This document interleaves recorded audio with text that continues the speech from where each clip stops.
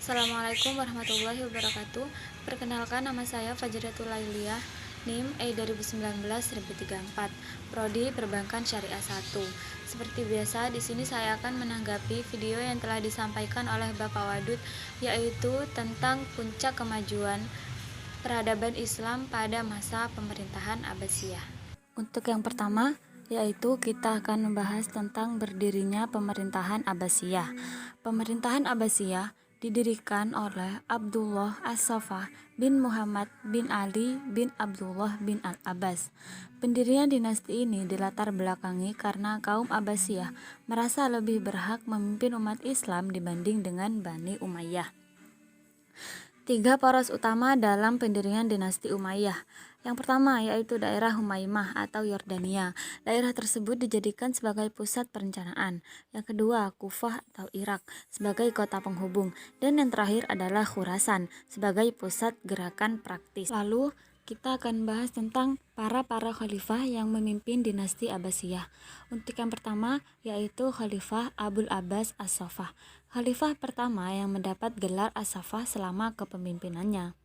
Selama kepemimpinannya, ia tidak terlalu fokus menaklukkan daerah lain karena pertempuran di kawasan Turki dan Asia terus bergejolak, dan juga kesibukannya mengurus masalah internal untuk menguatkan pilar-pilar negara yang saat itu belum sepenuhnya selesai.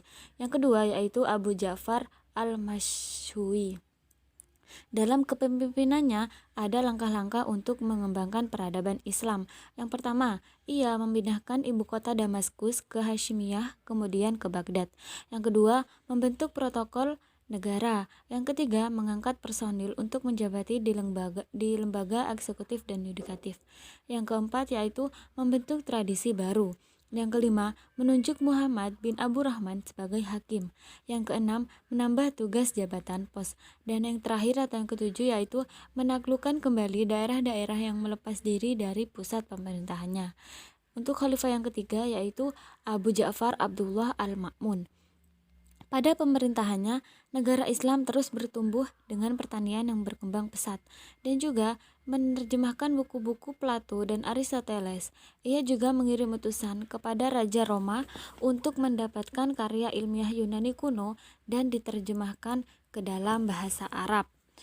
Selanjutnya kita akan membahas tentang runtuhnya pemerintahan Abbasiyah. Runtuhnya pemerintahan Abbasiyah ini dipengaruhi oleh dua faktor, yaitu faktor internal dan eksternal. Yang pertama yaitu faktor internal. Faktor ini lebih mementingkan urusan pribadi dan melalaikan tugas terhadap negara. Lalu sulitnya komunikasi dan permusuhan antar suku dan kelompok agama. Lalu disanggah oleh korupsi yang merajalela. Makin kuatnya keturunan Turki sehingga kelompok Arab dan Persia menaruh kecemburuan atas posisi mereka. Yang kedua yaitu faktor eksternal. Yang pertama yaitu perang salib yang menelan banyak korban. Yang kedua, jatuhnya Baghdad karena serangan tentara Mongol dan menandai berakhirnya kerajaan Abbasiyah. Yang ketiga, munculnya kerajaan Safawiyah dan lain-lain. Sekian yang dapat saya sampaikan. Wassalamualaikum warahmatullahi wabarakatuh.